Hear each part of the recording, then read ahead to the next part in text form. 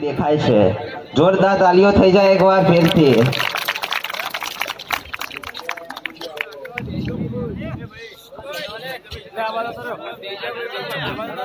કેટલું સમર્થન છે, કેટલો સહકાર આપી રહ્યા છે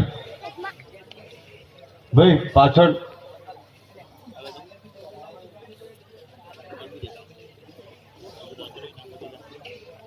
આજે આ 9મો દિવસ છે માં અંબાના દરબારમાં 52 ગજની ધજા ચડાઈને અંબાજીથી જે શરૂઆત કરેલી એકતા યાત્રાની, કોઈએ કલ્પના પણ નહીં કરી હોય કે આટલી તામઝામથી આટલી સફળતાથી હજારો લાખો લોકો ઉમટશે, એવી કોઈને કલ્પના પણ નહીં હોય। નીકળી માના દરબારમાંથી આશીર્વાદ લઈ સાચી ભાવનાથી બનાસકાંઠા એ પાટણ પૂરું કરીને આજે મહેસાણાની અંદર શરૂઆત કરી છે।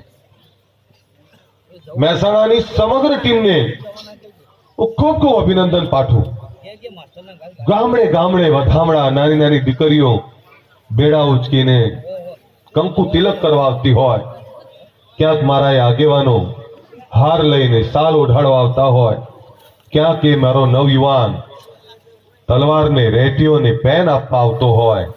સાહેબ, આ છે સાચી એકતા યાત્રા ને આ છે એકતાનું પ્રદર્શન, આ છે એકતાની તાકાતનો પરચો। આ મહેસાણાની આ ટીમને સવારે માં ઉમિયાના ધામમાં પણ જે રીતે તમામ લોકોએ સ્વાગત કર્યું, ગામડે ગામડે તમામ સમાજો, મને આનંદ એ વસ્તુનો છે કે ઠાકોર સમાજની સાથે આ ક્ષત્રિય સમાજની સાથે સર્વ સમાજ જોડાયો અને તમામ લોકો એક સંદેશો આપી દીધો, કલ્પેશ ઠાકોર તારું સંગઠન એકતાનું, ભાઈચારાનું, ગરીબોની, બેરોજગારોની, ખેડૂતોની વાત કરશે, અમે તારી સાથે છીએ।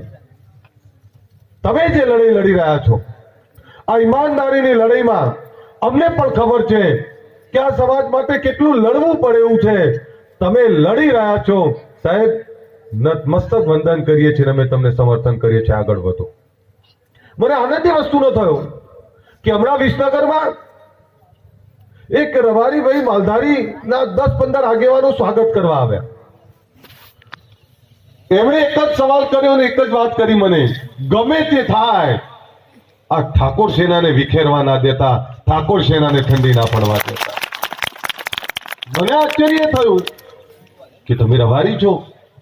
મને કે સાહેબ, આ ઠાકોર સેનાના કારણે હવે તો તમામ સમાજો એવું માને છે કે આ ઠાકોર સેના હશે ત્યાં કોઈ જ પ્રકારની અસામાજિક પ્રવૃત્તિ ન થાય, ઠાકોર સેના હશે ત્યાં સમાજના સુધારવાની જ વાત થતી હશે।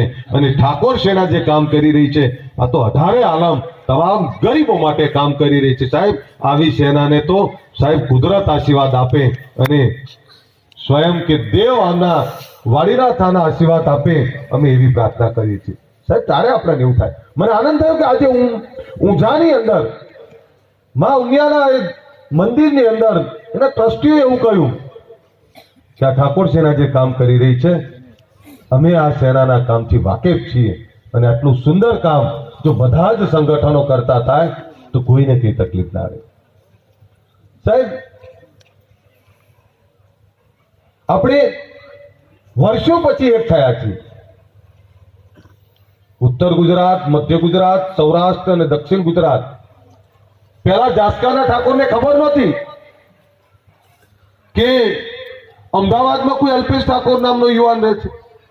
એમને નહોતી ખબર કે સુરત, વડોદરા, સુરત, આણંદ, ખેડા, અરવલ્લી, સાબરકાંઠા, નવસારી, આ બાજુ સુરેન્દ્રનગર, રાજકોટ, મોરબી, જામનગર, જુનાગઢ, કચ્છ, અમરેલી, ભાવનગર,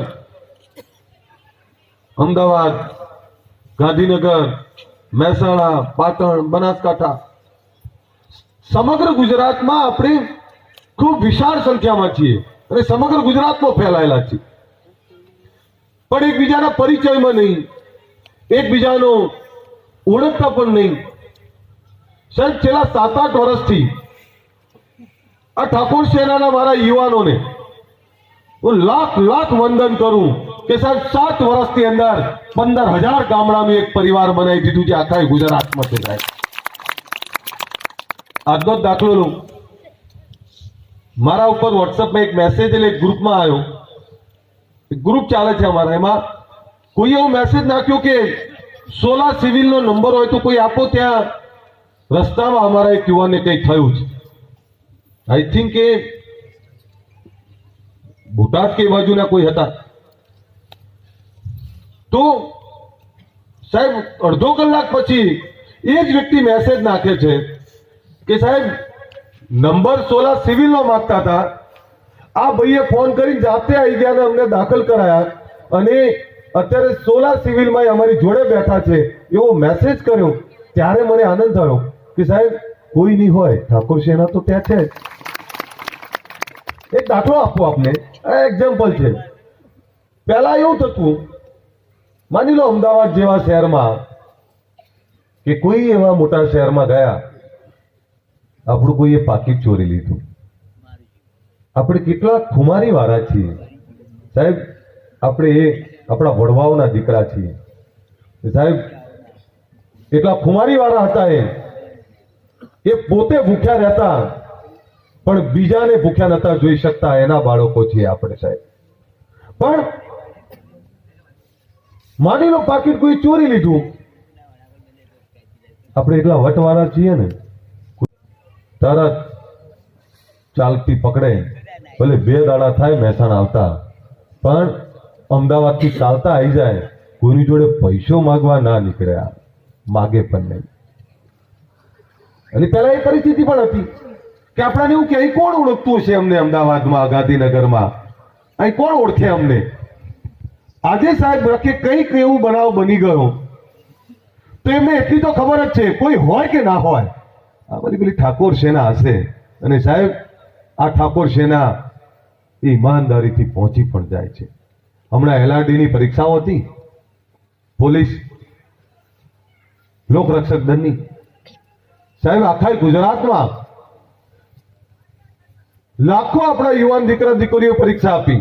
અને પૂછો જેણે પણ પરીક્ષા આપી, જે શહેરમાં ગયા, જે ગામમાં ગયા, ત્યાં તમામ જગ્યાએ સાહેબ કોઈએ વાડીમાં વ્યવસ્થા કરી હતી, પણ મોટા ભાગના જેનો જ્યાં સંપર્ક થયો દરેક પોતાના ઘરે લઈ ગયા, ઘરે જમાડ્યા, ઘરે એને પરિવાર જેવો એક ભાવ ઉભો થયો.